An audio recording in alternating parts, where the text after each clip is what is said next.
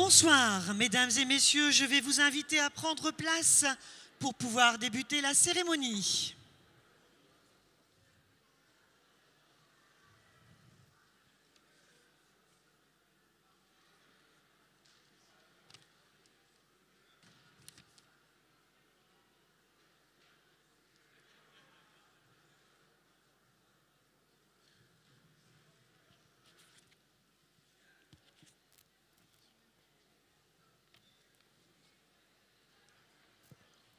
Il y a encore quelques places, n'hésitez pas, au milieu.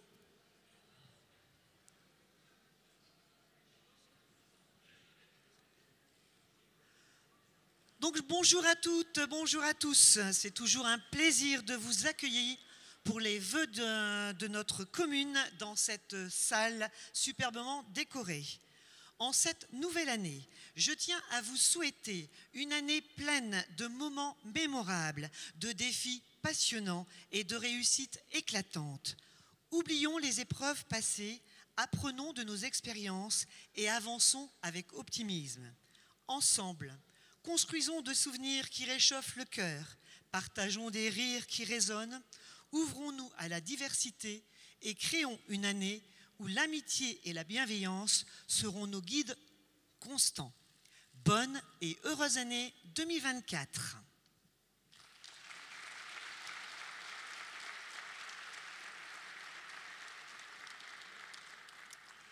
Pour la première séquence, je vais demander à Monsieur le maire, Monsieur Jean-Noël Verfailly, de me rejoindre.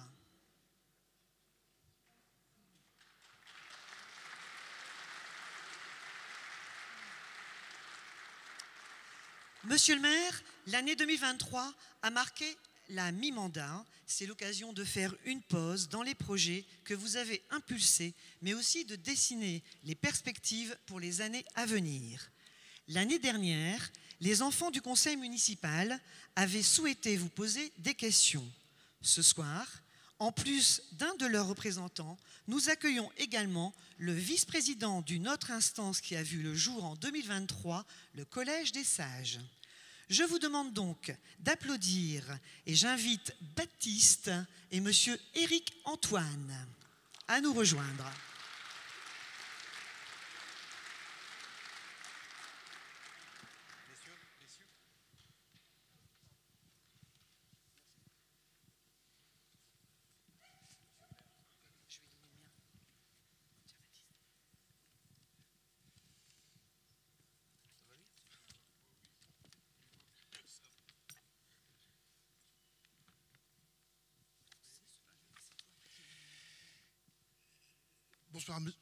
Bonsoir, monsieur le maire. Permettez-moi de vous présenter également à vous ainsi qu'à tous vos proches une excellente année 2024 ainsi qu'à tous les habitants de Marly. Donc je vais me présenter, je m'appelle Éric Lantoine et j'ai été élu vice-président du Conseil des Sages, une institution que vous avez souhaitée pour permettre aux plus de 60 ans à la fois de penser mais aussi de proposer des projets en lien avec les enjeux spécifiques à cette classe d'âge. Lors de nos premières réunions, une priorité semble se dégager, la sécurité. Sur cet enjeu, en tant que maire, quels sont vos pouvoirs ? Bonsoir Monsieur Lantoine, bonsoir à tous, merci beaucoup de votre présence ce soir. Alors, tout d'abord, je suis content de vous accueillir et je suis très content que vous représentiez le Collège des Sages.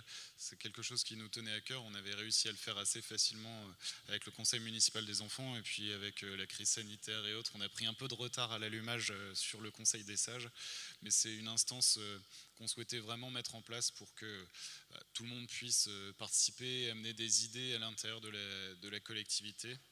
Un peu de la même manière qu'on l'a fait avec les comités de quartier. Pour le Conseil des Sages, on souhaitait qu'il y ait des habitants qui se sentent motivés, concernés par la ville, qui puissent participer à la fabrication en fait, des politiques publiques, parce qu'on ne souhaite pas faire juste des sondages par-ci par-là sur certaines idées, mais vraiment que vous puissiez co-construire avec nous les choses qui vous paraissent importantes. en fonction des âges qu'on a, on n'a pas forcément le même regard sur la ville et sur la manière dont on vit dans sa ville. Donc je pense que c'est le fait que vous soyez là tous les deux réunis, ça montre que voilà, vous vivez probablement la ville d'une manière différente, vous avez des idées différentes. Et nous, on a la tête dans le guidon, on a des projets, on a des bureaux d'études pour nous aider à les mener, mais avoir tout de suite le retour d'habitants comme vous, concernés, qui ont envie de s'impliquer, c'est très important. Donc merci beaucoup de votre engagement, c'est très important pour nous. Pour revenir sur votre question, la sécurité et quels sont les pouvoirs du maire à l'intérieur de ce vaste sujet.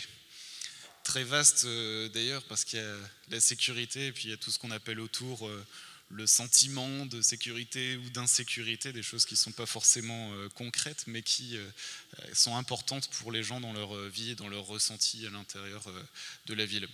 Les pouvoirs du maire en termes de police, ils sont autour de la police municipale, autour de la vidéosurveillance. C'est des choses qu'on a essayé de renforcer immédiatement. Donc on a augmenté les équipes de police municipale. On a d'ailleurs 2 petits nouveaux qui sont arrivés entre le mois de décembre et le mois de janvier là. Et on a 2 effectifs complémentaires qui vont nous rejoindre également courant d'année.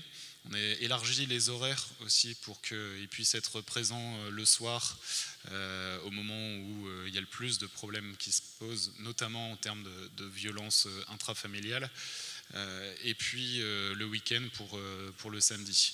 On n'a pas encore la capacité à Marly d'avoir une brigade de nuit ou d'avoir vraiment des effectifs H24, mais c'est peut-être une aspiration qu'on pourra combler un jour avec une police intercommunale, en tout cas quelque chose qu'on pourra mettre en commun avec les autres villes de l'agglo, dont Valenciennes. Et je salue ici Pierre Griner, le maire de Quievrechin, qui est à l'origine des réflexions sur les questions de sécurité à Valenciennes Métropole. C'est un vaste sujet et bien compliqué à mettre en place, parce qu'on a envie de pouvoir améliorer tout ce qui peut l'être dans un contexte qui n'est pas évident, parce que on a envie d'apporter une réponse en termes de sécurité grâce à nos polices municipales. D'un autre côté, on n'a pas non plus envie que ce soit un désengagement de l'État et de la police nationale. Donc nous, on a envie qu'il y ait plus de police municipale avec plus de police nationale, et pour qu'on ait plus de sécurité à l'intérieur de nos villes.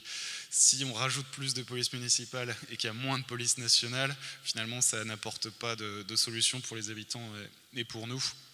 Donc c'est très important. Je tiens à saluer le commissaire Tison, à le remercier de sa présence. Ça me fait vraiment plaisir parce qu'on a un partenariat excellent avec la police nationale. Parce que nous, on est très vite limité dans nos pouvoirs et dans nos prérogatives. Et donc, heureusement, grâce à la police nationale, on réussit à avoir des politiques de sécurité qui sont fortes et efficaces. On va pouvoir les renforcer aussi grâce à la vidéosurveillance, parce qu'il y a pratiquement 250 objectifs qui sont montés sur nos caméras, qui sont en train d'entrer en fonction depuis quelques mois et qui vont se terminer là en début d'année. On va avoir un centre de visualisation de ces images en direct, et on aura des agents qui seront en permanence devant les caméras pour pouvoir regarder ce qui se passe, à la fois en termes de vraies problématiques de sécurité, pour avoir des enquêtes de police nationale, et puis aussi en termes d'incivilité, les stationnements gênants, etc., etc. Enfin, tous les petits fléaux de la vie quotidienne qui ne produisent pas réellement d'insécurité, mais qui sont extrêmement désagréables pour les habitants. Donc, tout un ensemble de choses. Nous, on essaiera au niveau de la ville de faire tout ce qu'on peut pour améliorer la sécurité. C'est vraiment un sujet prégnant, j'en reparlerai tout à l'heure dans mon discours, mais on a été quand même extrêmement marqué par les émeutes qui se sont déroulées avant l'été dernier et la manière dont les quartiers se sont embrasés. Et clairement, c'est pas acceptable que dans nos villes, on puisse avoir des endroits qui deviennent des zones de non-droit. Donc que ce soit au Floralie ou à la Briquette, on a besoin d'avoir une réponse en termes de sécurité, d'ordre. Au niveau de la ville, on peut faire le maximum, mais on a absolument besoin d'une réponse de l'État, que ce soit à la fois sur la police, mais également aussi sur la justice. Et c'est ça qui pose le plus de problèmes en fait dans nos quartiers, c'est qu'on a des personnes qui sont interpellées pour divers faits de délinquance. Et le temps que fonctionnaire de police ait rempli toute la paperasse qu'il a à faire, ces délinquants sont déjà rentrés chez eux, quoi. Donc il y a une frustration aussi qui se crée à la fois chez les forces de l'ordre et puis aussi chez les élus, parce que on n'apporte pas de réponse aux citoyens qui se sentent en insécurité, qui ont l'impression qu'il y a une impunité totale dans nos quartiers, et ça, c'est pas acceptable. Mais là-dessus, ça atteint les limites du pouvoir de police du maire, et on a besoin vraiment d'avoir l'État à nos côtés pour apporter des solutions à ça. Merci, monsieur le maire.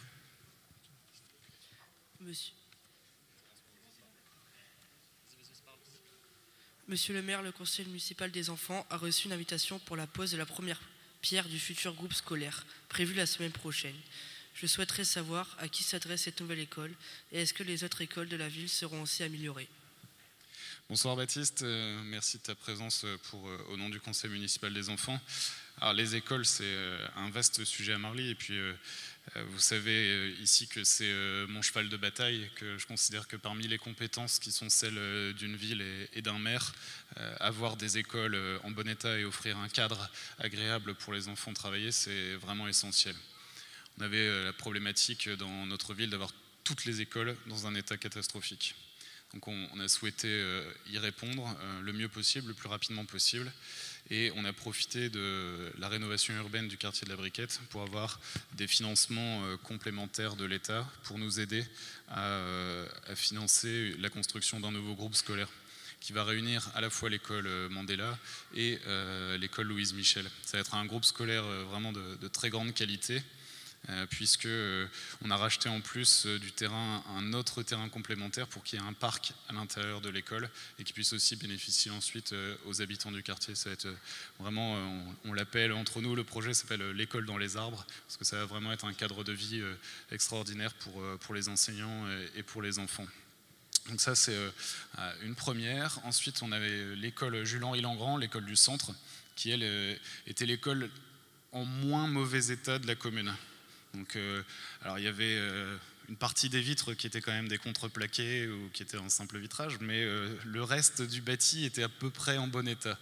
Donc on a fait des gros travaux d'isolation, de remplacement des menuiseries et autres. On a fait 1 million de travaux cet été pour ne pas perturber la rentrée scolaire. Et donc entre juillet et août, on a réussi à préparer ce bâtiment et à moderniser cette école pour qu'elle puisse durer encore quelques années, et elle est vraiment en meilleur état pour accueillir les enfants.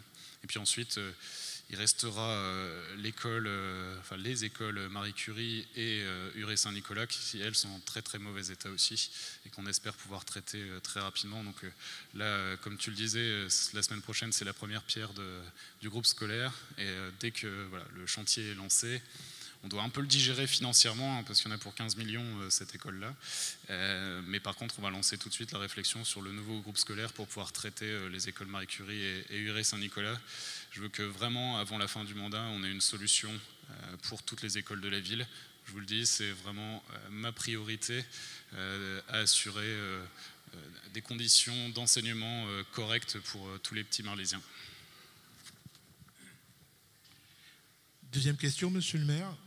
Puisqu'on parle beaucoup de travaux, nous avons pu constater pour accéder à cette salle qu'il y en avait aussi quelques-uns dans le centre-ville. Ma deuxième question est la suivante. Comment avez-vous pensé l'équilibre entre, d'un côté, la nécessaire réfection des voiries de la commune et de l'autre, le risque d'avoir des travaux partout en même temps dans la ville? Oui, c'est la grande difficulté, c'est qu'il y a un besoin énorme en travaux de voirie. Elles sont toutes pourries, il faut bien le dire, ou presque. Mais on ne peut pas les faire en même temps. On ne peut pas les faire en même temps pour ne pas paralyser toute la ville, comme vous le signalez, mais on ne peut pas le faire en même temps non plus parce qu'on n'a pas vraiment les moyens de faire toutes les rues de la ville en même temps. Donc on essaie d'avoir un phasage pour gêner le moins possible les habitants. Sur des rues comme l'avenue Barbus, c'est quasiment impossible parce qu'il y a 10 000 véhicules jour. Donc à partir du moment où on ne laisse qu'un sens de circulation, ça crée des problèmes énormes. Et puis là, par exemple, cet hiver, on a eu des problèmes avec la rue Roger-Salengro parce que dans le plan initial, elle devait rester ouverte. Et en fait, elle était en tel mauvais état et la structure était tellement abîmée que l'entreprise a dû fermer complètement la voirie pour tout faire en même temps. Et le problème, c'est que la rue Salengro était tellement en mauvais état qu'elle ne pouvait pas passer un nouvel hiver. Et, enfin, des épisodes comme là, ce début de semaine de gel lui aurait été vraiment fatal et aurait sûrement aussi été fatal à un certain nombre de jantes de mes administrés qui étaient déjà nettement touchés les années précédentes. Donc on fait au mieux, on essaie de prioriser, de laisser des voies de circulation possibles, de laisser des itinéraires de délestage possibles. C'est pas évident, on fait au mieux, mais voilà, on sait que c'est vraiment nécessaire aussi. Hein, c'est quand vous repensez à l'état de l'avenue Barbus avant que les travaux démarrent, il y en avait vraiment bien besoin. Merci, monsieur le maire. Aujourd'hui, avec mes copains, on veut se retrouver après l'école. On le fait en bas de chez nous, place Louise Michel, et nous préférions un endroit plus sympa, surtout quand il fait beau. Vous aviez évoqué avec les jeunes du conseil municipal un parc urbain. Est-ce que ce serait un parc pour les ados ? Alors ça, c'est un de mes projets préférés, le parc, donc ça me fait plaisir que tu m'en parles, parce que c'est vrai qu'on peut faire des améliorations dans les espaces verts, sur les petites placettes qu'il y a un petit peu partout dans les quartiers et dans la ville, mais pour avoir un vrai espace, il fallait s'en saisir et le faire à l'échelle de toute la ville. Là, le projet qu'on mène, c'est un énorme parc urbain qui fera 27 hectares. Pour vous donner une idée, c'est une petite dizaine de fois le jardin de la Rhônelle à Valenciennes. Pour vous donner une idée d'échelle. C'est vraiment énorme. Et on va aménager toutes les berges de la Rhônelle, faire une petite plage sur les berges de la Rhônelle. Il y aura vraiment un espace humide. Ce sera un parc aussi très naturel. Donc beaucoup pour les promenades, pour le sport. Ce sera évidemment pour les ados, s'amuser, pour les enfants, mais ce sera vraiment pour tout le monde, parce qu'on pourra aller promener son chien, aller promener ses enfants, pouvoir faire débuter le vélo en toute sécurité ses enfants. Ce sera vraiment des itinéraires très très grands, et puis aussi ils permettront, par sa situation géographique, le long de la Rhônelle, de relier certains quartiers qui sont aujourd'hui complètement coupés. Donc en voie douce, à pied, on pourra relier des quartiers comme la résidence Guinemer ou même le quartier de ce qu'on appelle Marly Industrie au centre-ville, et pareil les Floraliers aussi qui pourront revenir en centre-ville par des voies douces à l'intérieur du parc. Ce sera vraiment un endroit extrêmement agréable. Ça va démarrer bientôt. Les procédures de marché public vont être lancées là au courant du mois de janvier. Et donc on espère pouvoir démarrer les travaux concrètement avec des grues et autres pour la fin de l'année à peu près, quoi. Pour terminer, monsieur le maire, j'imagine que ces projets coûtent de l'argent et qu'il faut pouvoir les financer. Or, on parle beaucoup d'inflation et des difficultés liées au pouvoir d'achat. Nous sommes nombreux à avoir le sentiment de vivre une période difficile. Ma troisième et dernière question est la suivante. Quel sera l'impact sur les taux d'imposition ? Alors, ça sur le financement des travaux, c'est une question qui est très importante. Nous, c'est vraiment l'équation principale qu'on avait à résoudre. C'est un tel niveau de travaux à réaliser et des finances publiques qui ne sont pas extensibles et qui, quand on est arrivé il y a 3 ans, étaient vraiment à peau de chagrin. Et là, il faut faire des efforts, mais que ce soit la mairie qui fasse les efforts et pas les Marlésiens. Donc ce qu'on a souhaité, c'est qu'on fasse des réductions de nos dépenses de fonctionnement, qu'on soit le plus efficace possible avec le moins d'argent public possible pour qu'on puisse en réinjecter le maximum dans les travaux et sans qu'on ait à toucher au taux d'imposition, en tout cas sans qu'on ait à les augmenter. Après, comme je vous l'avais expliqué pendant la campagne municipale, à Marly, on a un taux d'imposition qui est très élevé. Parce que la logique précédente, c'était de faire reposer sur peu de personnes un montant financier très important. Donc les taux étaient très élevés. La logique que je mène, elle est différente, c'est d'essayer de rendre notre ville attractive pour avoir le plus de gens possible qui viennent dans notre ville s'y installer, équiper des impôts, mais qui en paient le moins possible pour le fonctionnement de la ville. Donc on essaie de rejoindre les taux d'imposition des villes voisines pour améliorer l'attractivité de la ville. J'en profite parce que je vois le maire de Saint-Saulve et je le remercie de sa présence. Donc on va essayer de rattraper le taux de Saint-Saulve qui est plus bas que le taux de Marly. Et donc chaque année, depuis 2020, on a baissé le taux d'imposition. Donc ce n'est pas des baisses spectaculaires, mais c'est des baisses autour de 2-3% chaque année. Et on va poursuivre jusqu'à ce qu'on ait rattrapé une forme d'équilibre avec les communes voisines. Merci, monsieur le maire. Merci beaucoup à vous deux. Merci.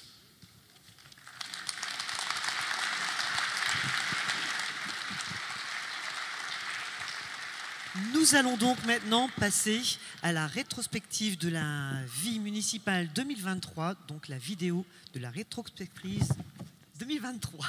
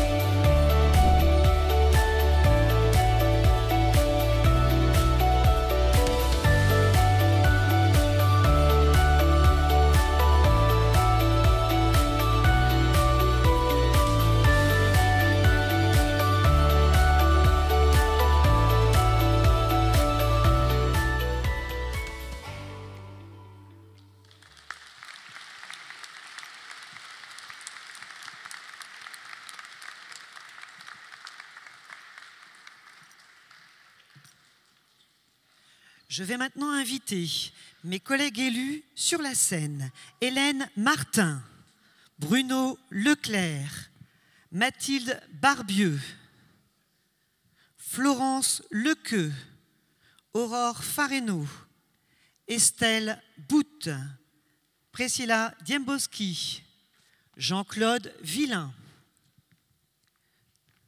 Joël Quentin, Frédéric Vist, Joël Bout, Alice Dupont, Thomas Jorieux, Jeanne-Marie Binot, Jean-Yves Nava, Nathalie Kosolowski,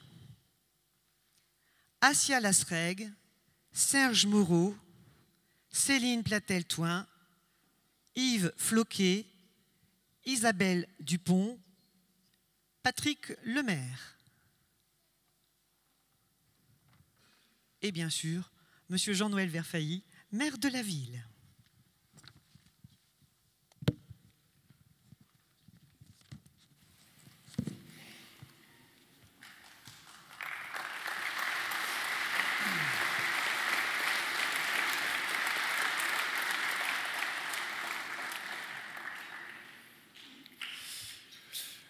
Madame la députée, chère Béatrice, Monsieur le sénateur, cher Guilain, ça fait plaisir que je sois là, Guilain, parce que l'année dernière, il y avait beaucoup de sénateurs, ou de futurs sénateurs, ou de sénateurs potentiels.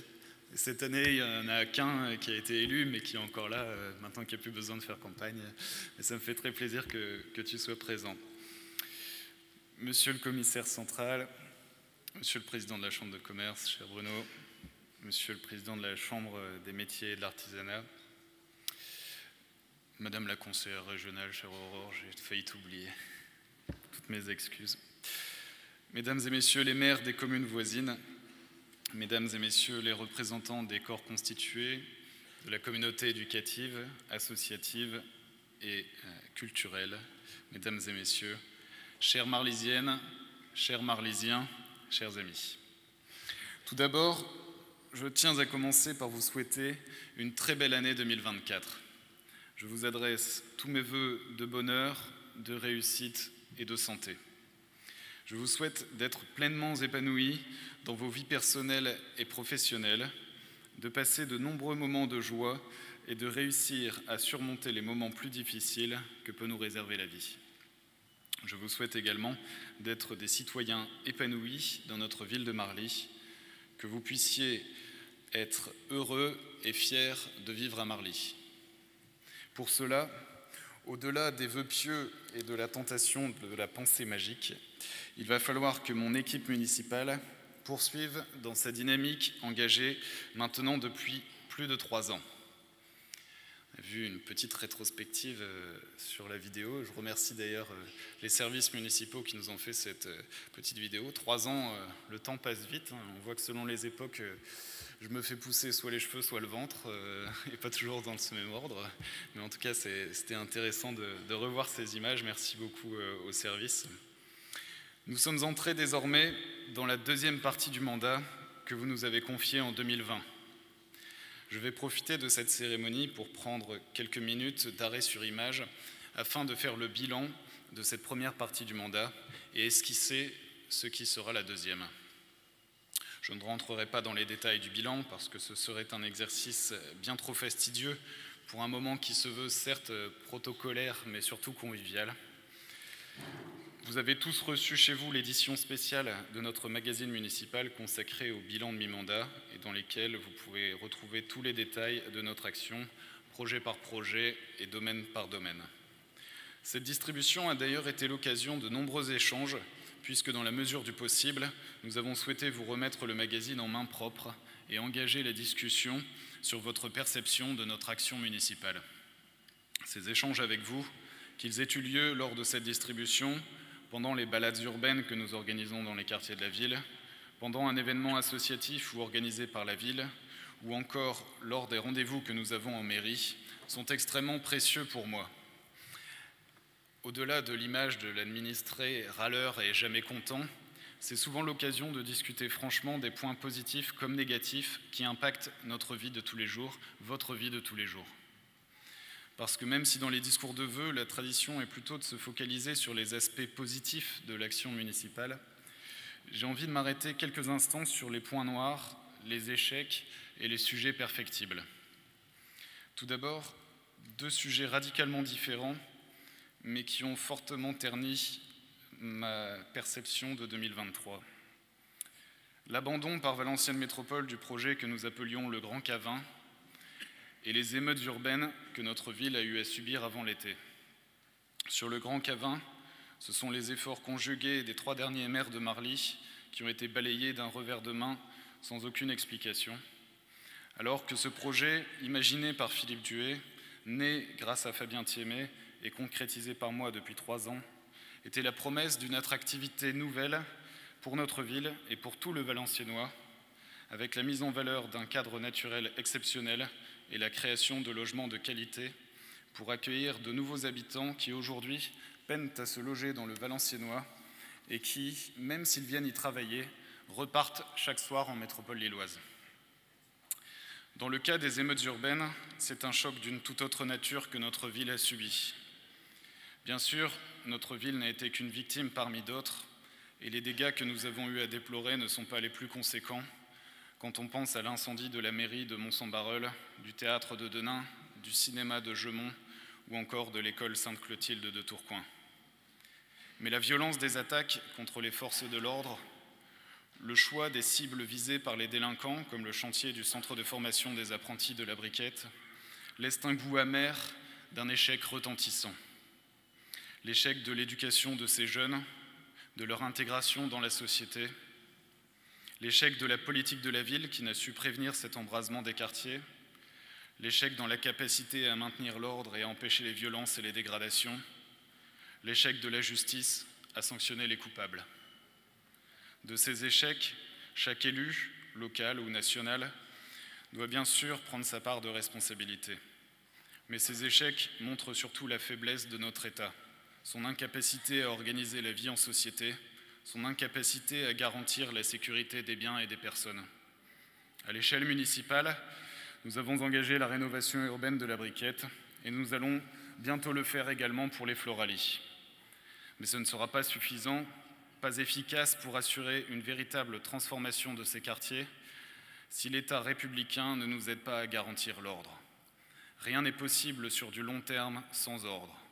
Les trafics divers et variés, mais surtout de drogue, doivent être éradiqués. Les violences et les incivilités doivent être sévèrement réprimandées avant de pouvoir imaginer une transformation par l'amélioration du cadre de vie, du logement, par la qualité de l'enseignement ou de l'accompagnement social. À la fin des émeutes, tous les maires dont les villes avaient été fortement touchées par les émeutes ont été reçus par le président de la République pour une séance de psychothérapie de groupe. Nous en avions certes bien besoin. Il nous avait ensuite promis des réponses fortes pour empêcher toute récidive. Malheureusement, et comme bien souvent, quand l'attention médiatique s'est portée sur un autre sujet, il n'a plus été question de celui-ci, et à ce jour, rien n'a été fait pour garantir que cela ne puisse se reproduire. Je le regrette et je le déplore. Nous avons besoin d'un État fort, d'un État qui garantisse l'ordre et la sécurité de ses concitoyens. Nous n'avons pas besoin d'un État qui régente notre vie quotidienne dans ses moindres détails en distribuant bonus et malus avec l'argent des contribuables. Nous avons besoin d'un État qui assure l'éducation de nos enfants, qui fasse fonctionner notre système de santé, qui assure notre sécurité à l'intérieur de nos villes et à l'intérieur de nos frontières. Je vous avais dit que je ne ferais pas de vœux pieux, mais je vais en faire quand même un. J'espère qu'en 2024, nos gouvernants sauront recentrer l'action de l'État sur ses missions principales et cesseront de bricoler des mesures infantilisantes qui ne sont que des écrans de fumée pour masquer l'incapacité à se saisir des sujets majeurs qui sont les réelles préoccupations des Français. Ça, c'était pour les échecs. Je vais maintenant revenir à des sujets un peu plus terre-à-terre, mais qui font le quotidien dans une ville et qui sont perfectibles à Marly. Auparavant, comme je vois le visage sévère du commissaire Tison, pour nuancer mon propos sur l'échec du maintien de l'ordre, je voudrais rendre un très grand hommage aux forces de l'ordre et aux sapeurs-pompiers, au sous-préfet de l'arrondissement de Valenciennes, au commissaire Tison, ici présent, au chef Blanchard de la police municipale de Marly, à toutes les femmes et tous les hommes avec qui j'ai passé ces nuits de violence. Je veux leur dire mon admiration pour leur courage et pour leur patience. Bien loin de tous les clichés sur les violences policières, vous n'imaginez pas la patience qu'il faut pour recevoir des insultes, des pierres, des boulons, des tirs de mortier, des cocktails Molotov, et cela pendant des heures durant, sans répliquer, sans se défendre, en restant simplement là pour protéger ceux qui pouvaient l'être, sans prendre le risque de blesser l'un de ces jeunes dont la plus grande ambition était justement de les combattre et de les abattre. Même si vous n'avez pas toujours l'impression d'être soutenu suffisamment, même si c'est un métier difficile et dangereux, vous faites un beau métier. Votre rôle est primordial. Nous avons besoin de vous et vos concitoyens vous remercient. Et si vous le voulez bien, mesdames et messieurs, vous applaudissent.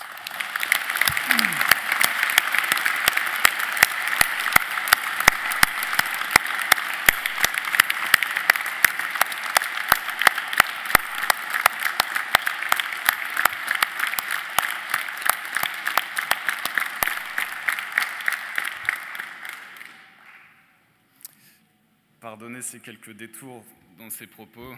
J'avais dit au commissaire Tison que je voulais passer mes nuits avec lui différemment cette année. Et il m'a répondu qu'il avait quelques idées, mais je ne vous en dirai pas plus. Je vais revenir à ces sujets un peu plus terre à terre. Il y en a deux dont je veux principalement vous parler ce soir, avec une part de mea culpa, mais aussi des solutions pour y remédier.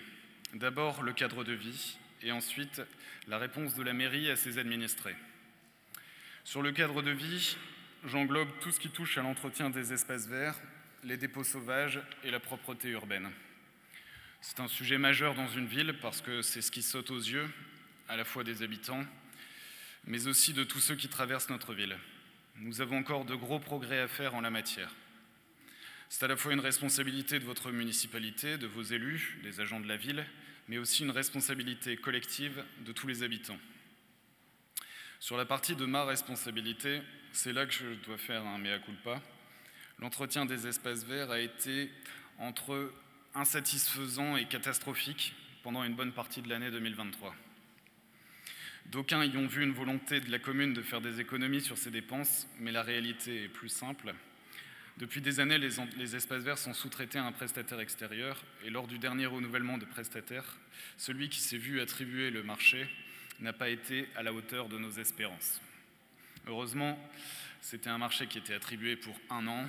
Nous avons décidé de ne pas le renouveler, bien entendu, et nous avons relancé un marché public pour choisir un nouveau prestataire qui, on l'espère, nous donnera plus satisfaction et que nos espaces verts retrouveront le niveau d'entretien qu'ils méritent. Concernant la dimension collective, il faut se rendre compte que la municipalité ne peut pas tout faire, que les agents municipaux ne peuvent pas être derrière chaque Marlysien qui sort de chez lui pour ramasser les déchets qu'il sème dans la rue, les crottes de chiens qu'il laisse sur les trottoirs, les dépôts sauvages abandonnés à l'entrée de nos chemins. Heureusement, ce n'est pas une majorité de nos concitoyens, mais cet incivisme de quelques-uns pèse très lourd sur les finances de notre ville et sur son image. Quand on parle dépôts sauvages et propreté urbaine, on parle en centaines de milliers d'euros pour la ville, probablement pas loin du million si on additionne tous les coûts. Imaginez le nombre d'arbres, d'arbustes, de fleurs que nous pourrions planter et entretenir chaque année avec ce million qui est aussi aujourd'hui si bêtement dépensé. Alors, pour aborder les solutions, bien sûr, j'en appelle au civisme de tout un chacun. J'ai bien conscience que ceux qui seront touchés par cet appel ne sont pas ceux que je vise. Ceux qui seront touchés par mon appel sont ceux qui rentrent et qui sortent leurs poubelles au bon moment, qui ne tondent pas leur pelouse le dimanche après-midi, qui nettoient leurs trottoirs et leurs caniveaux devant chez eux. Et je veux d'ailleurs les en remercier, parce que sans leur civisme, la tâche serait insurmontable pour les services municipaux. Pour les autres, nous allons opter pour la manière forte. Nous avons fait beaucoup de pédagogie depuis le début du mandat sur les bons comportements à adopter. Maintenant, je considère que les contrevenants seront des personnes de mauvaise foi et qu'il est temps de les sanctionner lourdement. Poubelles non rentrées, crottes de chiens non ramassées, dépôts sauvages, stationnement anarchique sur les espaces verts, toutes les incivilités seront verbalisées systématiquement. Pour cela, nous allons pouvoir compter sur les 250 objectifs des caméras de notre nouveau système de vidéosurveillance et sur les 2 agents de surveillance de la voie publique que nous allons recruter, en plus des 2 agents de police municipale supplémentaires qui viennent de nous rejoindre en fin 2023. Nous sommes en train de reconstruire une ville magnifique, à l'instar de l'avenue Barbus et de la nouvelle place de la ville, et nous allons nous assurer qu'elle le demeure. Le stationnement restera gratuit, comme nous nous y étions engagés, mais il sera réglementé par une zone bleue que nous ferons respecter. Le deuxième sujet pratico-pratique que je voulais aborder avec vous ce soir est celui de la réponse aux administrés. Vos questions, nos réponses, nos délais de réponse, nos absences de réponse. C'est là que je dois vous faire un nouveau mea culpa, parce que malgré tous mes efforts, nous ne sommes pas encore très bons dans ce domaine. Quand j'étais élu d'opposition, ou même comme simple habitant, j'ai toujours été outré de la manière dont la municipalité traitait ses administrés. Un accueil glacial, voire même désagréable dans les services de la ville, l'absence de réponse aux courriers ou aux mails. J'en avais fait un cheval de bataille en arrivant aux responsabilités, mais force est de constater que la bataille n'est pas encore gagnée. Trop souvent, vous m'interpellez dans la rue ou à l'occasion d'une manifestation pour me rappeler qu'une de vos demandes à la mairie est restée sans réponse ou que la manière de répondre n'a pas été à la hauteur de ce qu'un citoyen est en droit d'attendre de sa municipalité. Tout n'est pas négatif, bien sûr, et je veux souligner l'énorme changement qui a été accompli à l'accueil de la mairie. Je n'ai pas une semaine sans avoir des compliments sur la manière dont nos agents vous ont accueillis, ont répondu à vos questions, se sont décarcassés pour trouver une solution à vos problèmes. Nous sommes désormais d'ailleurs parmi les villes les plus efficaces pour la délivrance des cartes d'identité et des passeports, alors que nous étions parmi les cancres il y a encore 3 ans. L'accueil du CCAS a également été révolutionné à la fois physiquement par ces nouveaux locaux, bien plus agréables, mais aussi sur le fond avec un véritable suivi social qui a été mis en place par nos agents sous l'impulsion de son directeur et de notre adjointe aux affaires sociales. Désormais, les Marlysiens y trouvent des solutions et des animations proposées par des professionnels de grande qualité. Je tiens d'ailleurs à souligner que la combinaison du dynamisme de notre CCAS et des entreprises installées sur notre ville font qu'à Marly, en 2023, nous avons eu une baisse du taux de chômage de plus de 8%, alors qu'il était en stagnation ou en très légère baisse sur le reste du Valenciennois ainsi qu'au niveau régional. Concernant les points positifs, il y a également l'application que nous avons développée et qui vous permet de recevoir des informations de la ville, mais aussi et surtout de nous faire des signalements sur les problèmes que vous rencontrez dans votre vie quotidienne. Cette application fonctionne très bien, vous vous l'êtes parfaitement appropriée et elle permet de vous apporter des réponses efficaces et rapides pour de nombreux petits ennuis du quotidien. Là où nous pouvons et où nous devons progresser, c'est sur les réponses aux courriers et aux mails. Dès que la réponse nécessite de passer dans plusieurs services ou est complexe, nos délais sont trop longs et même parfois, je me suis rendu compte que des courriers étaient mis de côté sans qu'une réponse soit apportée, ce qui est parfaitement inacceptable. Nous sommes en train de tester un nouveau logiciel de suivi du courrier et j'espère que nous pourrons solutionner ce problème et qu'aucune correspondance ne restera sans réponse, même si la réponse doit être négative.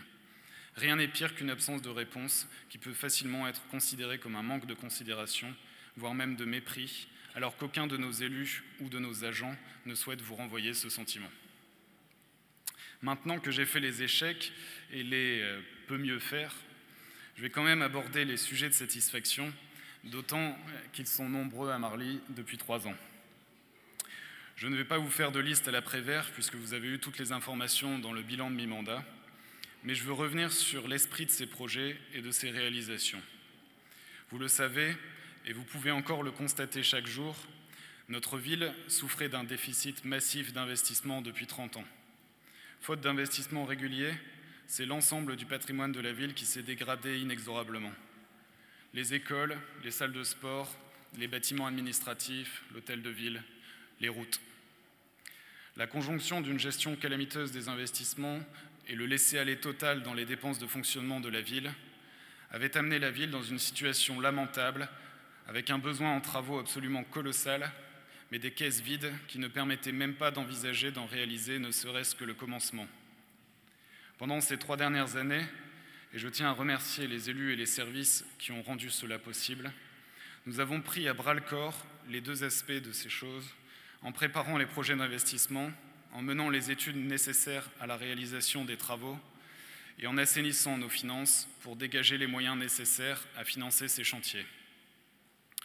Devant l'ampleur des besoins, j'ai également frappé à la porte de tous ceux qui pouvaient nous aider en cofinançant nos projets. Et je veux remercier très sincèrement tous les partenaires qui se sont engagés à nos côtés pour rénover Marly. Il y a Valenciennes Métropole, bien sûr, avec par exemple plus de 4 millions d'euros pour nous aider à refaire l'avenue Barbus, encore 4 millions de plus pour refaire toutes les voiries de la zone des Dimuys, presque 5 millions pour refaire toutes les rues, trottoirs, espaces verts de la Briquette. Il y a le département du Nord, avec par exemple plus d'1,5 million d'euros pour la construction de la nouvelle école rue Paul Vaillant-Couturier, dont nous poserons la première pierre la semaine prochaine, ou encore la réfection de la rue Jean Jaurès et la création d'un rond-point à la place du carrefour à feu de l'entrée des Floralies. La région est également présente à nos côtés sur tous nos projets importants, comme la nouvelle école ou l'aménagement de la place Gabriel-Péri.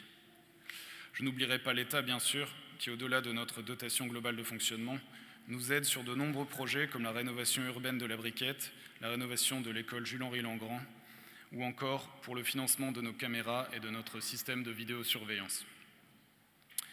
En cette année d'élections européennes, je me garderai bien de faire de la publicité aux députés européens, même si l'un d'entre eux que vous connaissez bien dans le Valenciennois est particulièrement cher à mon cœur. Mais il faut souligner le rôle majeur de l'Union européenne à nos côtés pour des sujets aussi variés que l'insertion professionnelle à travers les aides conséquences à notre CCAS, l'éducation de nos enfants à travers les projets Erasmus que nous portons pour que les petits Marlysiens puissent découvrir l'Europe pendant leur scolarité à Marly. Et puis surtout, nous attendons de grosses subventions européennes pour nous aider à réaliser notre grand parc urbain le long de la Rhônelle. Ce sera plus de 27 hectares d'un seul tenant en plein centre-ville pour se promener, faire du sport, s'amuser ou prendre des raccourcis pour traverser la ville à pied. Côté partenaire, j'en pense au voyant Aurore. Xavier Bertrand m'a envoyé un SMS cet après-midi pour s'excuser de son absence, mais il est dignement représenté par Aurore, notre conseillère régionale et voisine valenciennoise. Un certain nombre de représentants des autres institutions partenaires sont présents dans la salle et je tiens à les remercier de leur présence, mais aussi et surtout de leur soutien, car sans eux, nombre de nos projets ne pourraient voir le jour, seraient fortement revus à la baisse ou décalés dans le temps. Et le temps, c'est toujours le problème majeur. Parce qu'avant 2020, il ne se passait rien dans la ville, il y avait une sorte d'esprit de résignation, de fatalité face à la dégradation des rues, des écoles, des salles de sport. Mais maintenant que nous avons relancé la machine à fond et que des chantiers démarrent partout dans la ville, il y a des attentes très fortes et même des impatiences très fortes qui se font jour pour réclamer le même traitement que là où ça a déjà commencé. Alors bien sûr, je voudrais ne pas avoir à vous demander de patienter, mais il faudra le faire quand même un petit peu. Mais je vais vous expliquer la logique de la priorisation parce qu'elle est bien sûr nécessaire. D'abord, comme je le disais à Éric Lantoine tout à l'heure, pour pouvoir tout payer, et aussi parce que nous ne pouvons pas mettre toute la ville sens dessus-dessous. En ce moment, c'est déjà limite avec le chantier sur l'avenue Barbus et celui rue Roger-Salengro. Dans l'ordre des priorités, il y a bien sûr les écoles, comme je le disais à Baptiste. Je peux tout entendre sur l'état des routes ou des salles de sport, mais je ne peux pas accepter que des morceaux de béton se détachent des murs de nos écoles, que les classes aient encore des simples vitrages quand ils n'ont pas été remplacés par des simples planches de contreplaqué. Donc d'abord les écoles. Nous avons mis 1 million d'euros de travaux dans l'école Jules-Henri Langrand, parce qu'elle était en moins mauvais état, elle pouvait être rénovée. Côté Paul Vaillant-Couturier, nous avons un groupe scolaire en chantier. Il y en a pour un peu plus de 15 millions d'euros pour ce groupe scolaire. Et maintenant, nous allons pouvoir commencer à travailler le projet pour traiter les écoles Marie Curie et Huré-Saint-Nicolas, qui sont en piteux état et malheureusement impossibles à rénover. Ensuite, ce sont les voiries qui nécessitent le plus notre attention. Malheureusement, c'est un domaine qui est très gourmand en argent public. Imaginez-vous que nous allons approcher le 1,5 million d'euros pour rénover la moitié de la rue Roger-Salengro qui est aujourd'hui en travaux. Dans les voiries, la priorisation se fait entre la fréquentation et l'état de la voirie. Donc d'abord l'avenue Barbus, avec ses plus de 10 000 voitures jour et son état catastrophique. Ensuite, la rue Salengro, moins fréquentée mais très stratégique et quasiment impraticable. Dès que l'avenue Barbus sera terminée, nous allons démarrer sur la rue Jean Jaurès, qui est quasiment aussi fréquentée et qui est en piteux état également. Dans le même temps, nous essaierons de lancer les rénovations de rues structurantes dans l'accès au quartier, comme la rue Gaston-Montmousseau pour le quartier des Oiseaux et la rue Paul Gauguin pour la résidence des peintres. Nous ferons également des petites réparations dans les voiries très abîmées, comme celle que nous venons de faire sur le haut de l'avenue de la Paix. Mais c'est pour les plus petites voiries, moins fréquentées mais très abîmées, que je suis obligé de vous demander de la patience. Nous allons faire au plus vite et au mieux pour les refaire toutes, mais cela prendra nécessairement du temps. Nous ne pouvons pas compenser 30 ans d'inaction en 3 ans, même avec toute la bonne volonté du monde. Et de la bonne volonté, je peux vous assurer qu'il y en a, que notre équipe, derrière moi ici, en regorge même. Élus comme agents municipaux, donnent le meilleur d'eux-mêmes pour vous rendre la ville plus agréable dans tous les domaines. Bien sûr, nous faisons de gros efforts de gestion pour avoir les moyens de financer les travaux. Mais nous faisons également le maximum pour améliorer le fonctionnement de chaque service dont vous avez besoin pour vivre sereinement à Marly. C'est vrai pour la petite enfance, l'enfance, l'éducation, le sport, la culture, la musique. Parce que nous voulons que vous vous sentiez bien dans notre ville et que nos enfants puissent s'y épanouir pleinement. C'est vrai également dans l'action sociale, dans les actions à destination de nos seniors, pour que Marly soit une ville où l'on puisse facilement se sentir intégré, que ce soit par l'insertion professionnelle ou sociale. Je vais m'arrêter là parce que mon propos s'allonge. Je ne peux pas cocher toutes les cases de l'action municipale, même si la fierté que je ressens à l'égard de mon équipe et de mes agents m'y inciterait. Un dernier mot peut-être quand même pour rassurer nos contribuables, même si je l'ai déjà fait un petit peu avec Éric Lantoine tout à l'heure. Il est de bon ton lors de ces cérémonies de dire que les taux d'imposition n'augmenteront pas. À Marly, comme je l'ai expliqué tout à l'heure, c'est un peu différent. Nous commençons à nous rapprocher des taux des villes voisines, mais je peux déjà vous annoncer qu'en 2024, comme chaque année depuis notre élection, nous allons encore baisser nos taux d'imposition. Alors je sais que l'inflation fait mécaniquement augmenter ce que vous avez à payer, mais pour la partie qui est décidée par la ville, nous maintenons cette logique de baisse chaque année de nos taux. C'est maintenant vraiment la fin, et je terminerai en remerciant en votre nom tous les agents de la ville qui ont organisé cette cérémonie, ainsi que notre association culturelle, la FLAC, qui a participé au déroulement de cette cérémonie. Et je vous souhaite à nouveau, à toutes et à tous, une très bonne année 2024. Merci beaucoup à tous.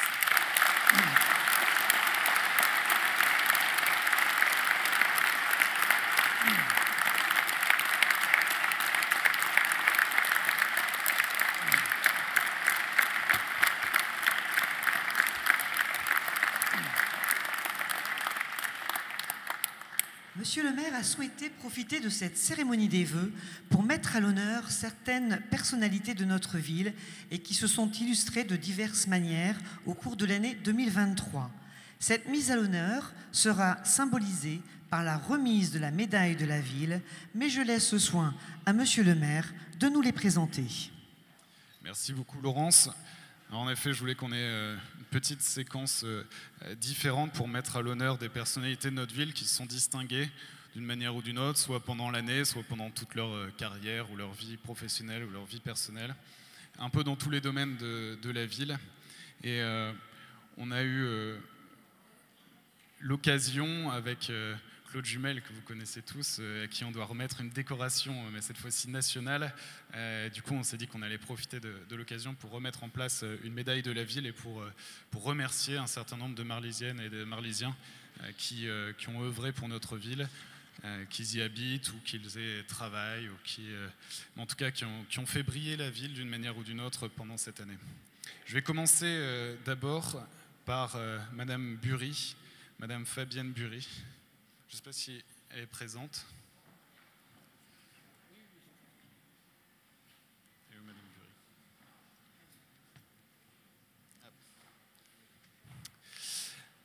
Je vais vous expliquer pourquoi Madame Bury est avec nous aujourd'hui, parce que Madame Bury, c'est la fille de cœur de Madame Buffard. Mais du coup, vous vous demandez qui est Madame Buffard ? Vous n'êtes pas beaucoup, n'est-ce pas ?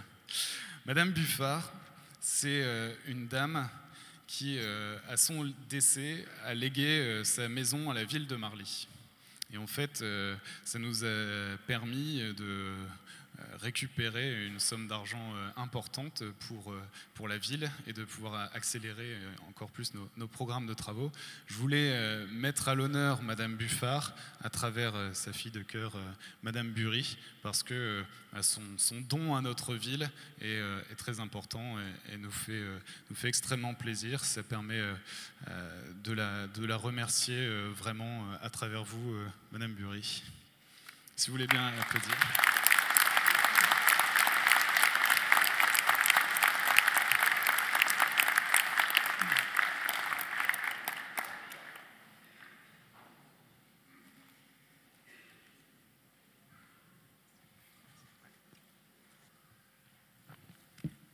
S'il vous plaît, la médaille de la ville. Merci.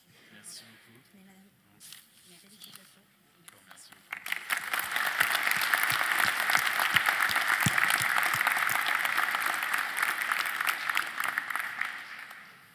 Je vais maintenant appeler Madame Gallet, Madame Perrine Gallet, qui est bien connue à Marly et surtout dans le quartier des Floralis. Parce que Madame Gallet, c'est la responsable de SOS Village d'enfants à Marly. Vous connaissez tous, j'imagine, cette structure. Bienvenue à vous.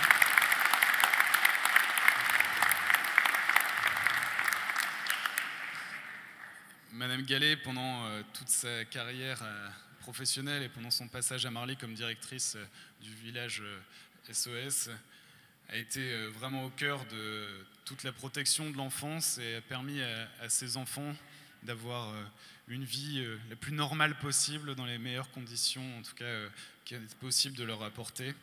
Et Madame Gallet a la très mauvaise idée de nous quitter parce qu'elle prend des responsabilités nationales dans son groupe SOS et du coup elle nous quitte et j'ai voulu qu'elle puisse pas nous quitter sans emporter la médaille de la ville parce qu'à la fois son action a été exemplaire au service de ses enfants avec nous pour la ville et puis c'est aussi l'occasion de mettre la lumière sur le village SOS qui est un des premiers à être créé à Marly et qui a fêté son anniversaire cette année, c'était ses 60 ans, on a fêté l'anniversaire au début d'été, je crois, des villages SOS, mais en tout cas je voulais à travers vous féliciter cette structure, vous remercier aussi de votre implantation à Marly, de votre implication dans la vie quotidienne de ces enfants. Merci beaucoup Madame Gallet.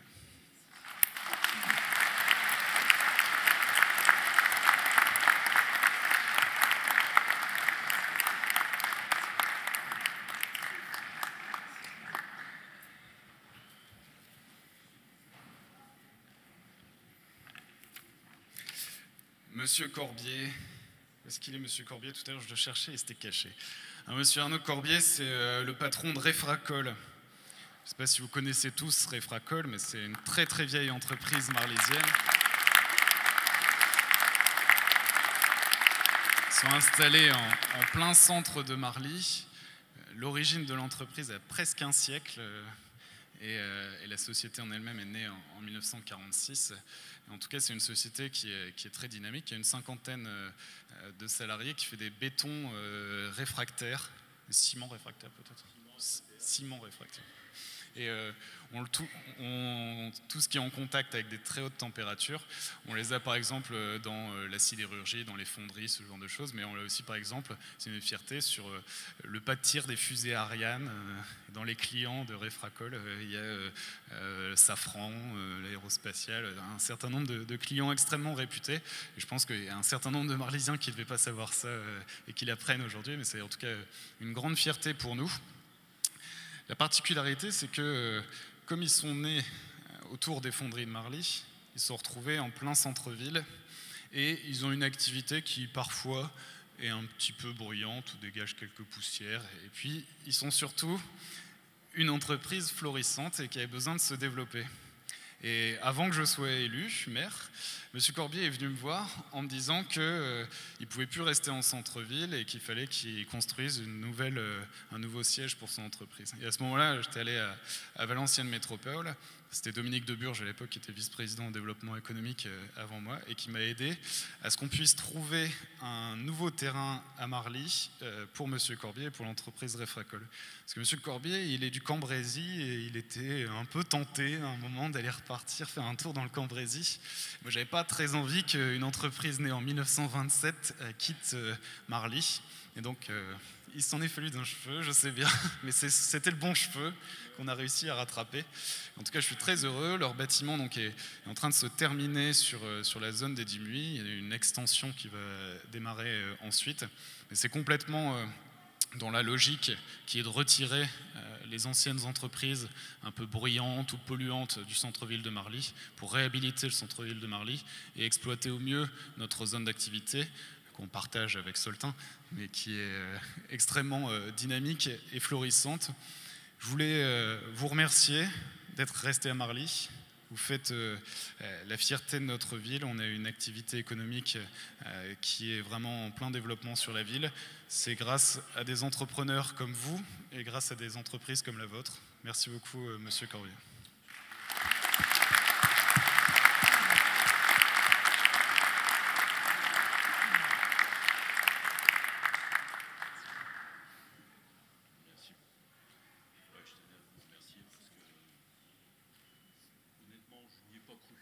C'est vrai ? Quand vous avez dit je vais m'occuper de Refracol, je n'y ai pas cru.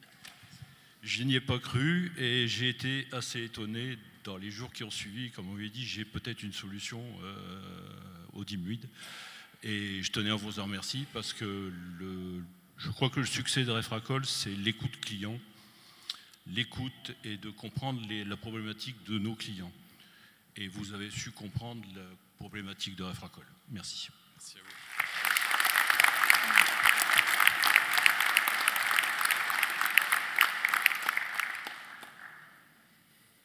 Alors maintenant, on va passer à des vrais héros, au sens vraiment roman du terme. Je vais appeler Bruno et Anthony Janezeski, s'ils veulent bien me rejoindre.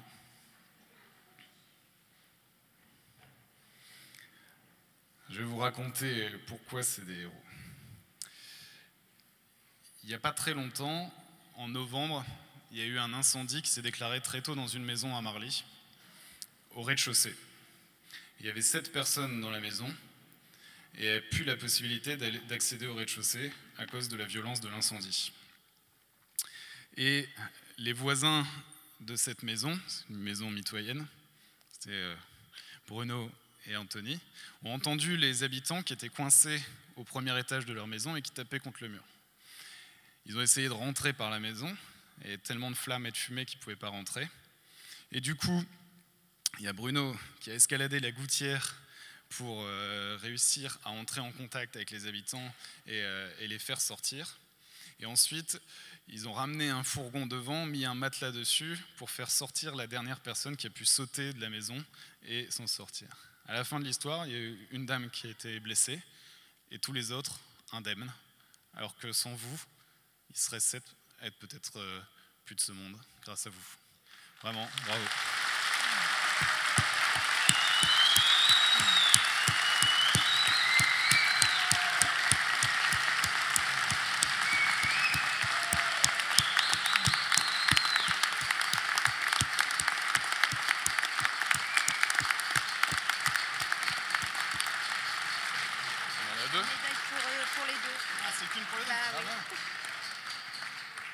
La famille Janezeski, c'est une famille bien connue à Marly, mais on est vraiment très heureux et très fiers de vous.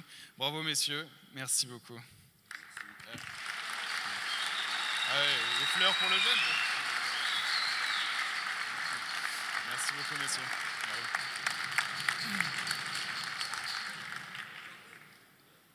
Comment ? Ah. Et vous étiez 2 hein ? Et si un jour vous décidez de ne plus habiter ensemble, il faut que chacun puisse en avoir une. Merci.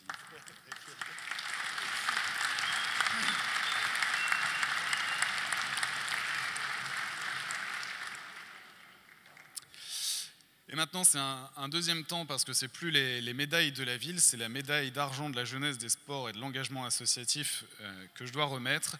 Et pour ça, je vais appeler ma collègue au département et amie députée Béatrice Descamps qui va me rejoindre pour qu'elle vienne avec moi remettre cette médaille à Claude Jumel. Et Monsieur Jumel va nous rejoindre également.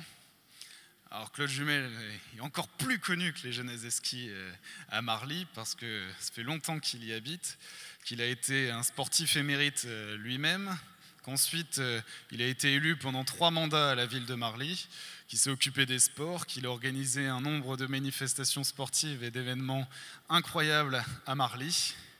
Et grâce à Béatrice, on a pu lui remettre cette médaille d'argent de la jeunesse, des sports et de l'engagement associatif. Et on est vraiment très heureux tous les deux de pouvoir faire ça avec Claude. Donc, on va t'épingler et après tu vas nous dire un petit mot. D'accord ?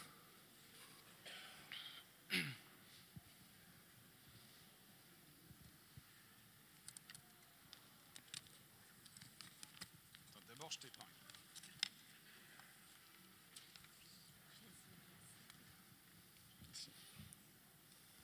Oh, Tu as touché ?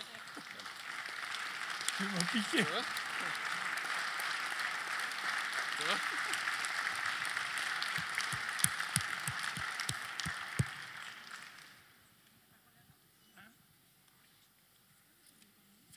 Tu l'as ton discours, c'est ça ? Ça, c'est moi.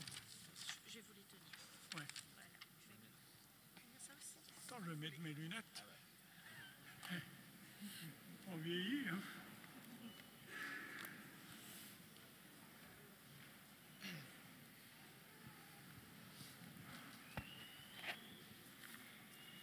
Alors, bonsoir mesdames, messieurs. Je suis très honoré de recevoir aujourd'hui la médaille d'argent de la jeunesse des sports des mains de M. Jean-Noël Verfeilly, maire de la ville de Marly, suite au courrier de la ministre de la Jeunesse et des Sports au titre de la promotion du 14 juillet 2023 pour récompenser mon parcours et mon engagement.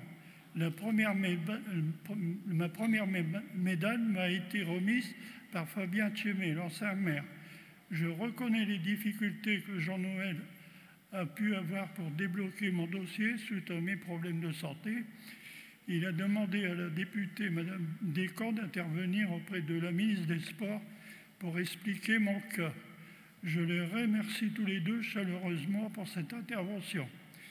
Je tiens à vous témoigner ma gratitude et exprimer mes remerciements à vous tous ici présents, ma famille, mes amis, les sportifs. Merci de votre présence. La médaille de la jeunesse et des sports, c'est la reconnaissance de la nation aux bénévoles impliqués dans le monde sportif et associatif. Cet investissement dans le sport, pour tous ceux qui me connaissent, est une évidence depuis toujours. Cette implication dans le sport et dans le bénévolat s'est faite tout naturellement depuis que je suis tout petit. Tout le sport, ses valeurs, sous-entendu toute ma vie. Le sport était une école de vie et il apprend à respecter l'autre. Pour conclure, je suis très fier aujourd'hui d'avoir reçu cette distinction. Je vous souhaite bonne soirée à tous et surtout une bonne santé, pas comme moi qui a failli y rester.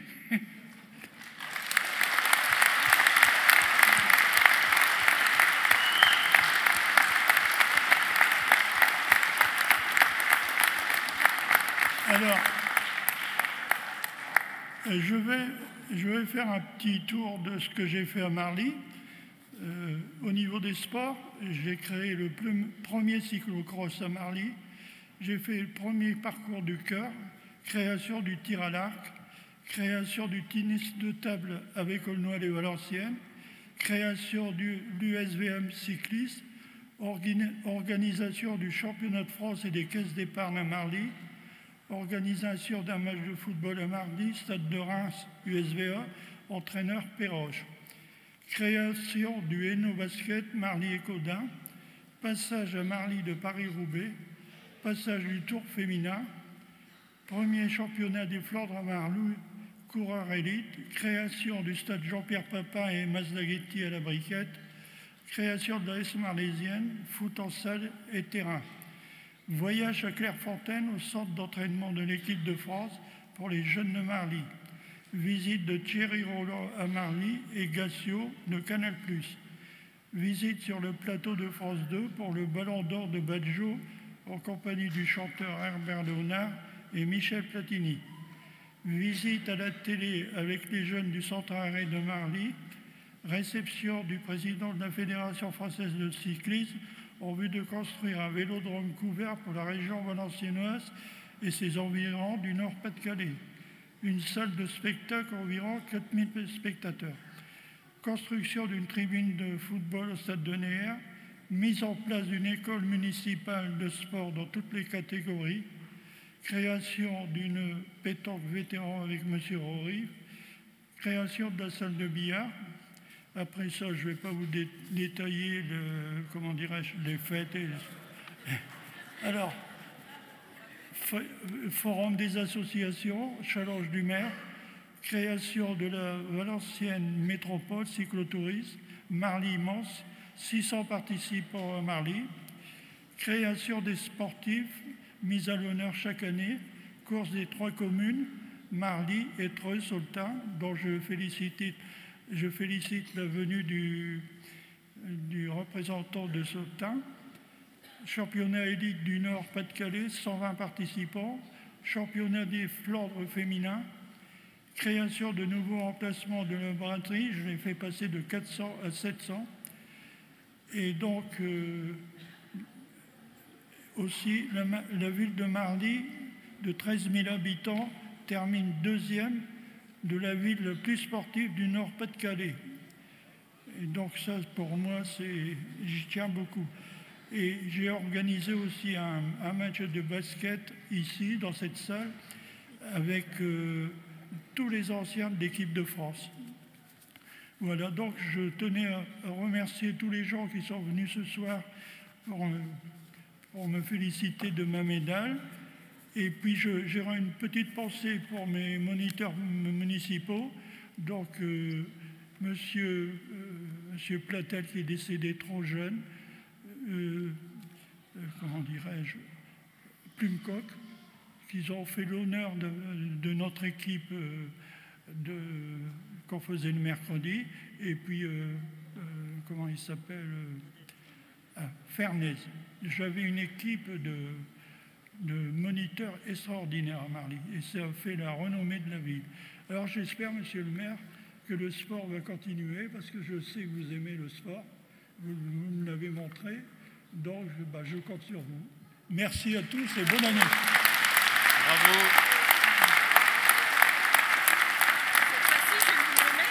Attends.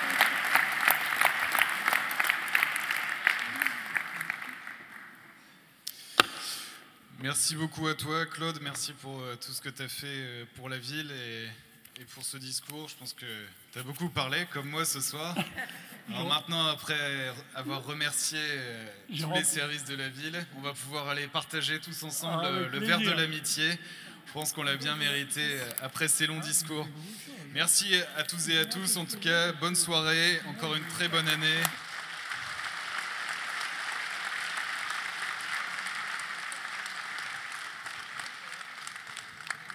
Oui.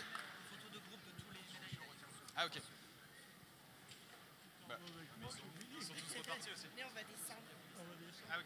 Alors, je vais demander à ceux qui ont reçu une médaille de revenir pour qu'on puisse faire une petite photo de groupe avec tous avant de démarrer. Les autres, vous inquiétez pas, on ouvre le bar tout de suite, donc vous pouvez démarrer.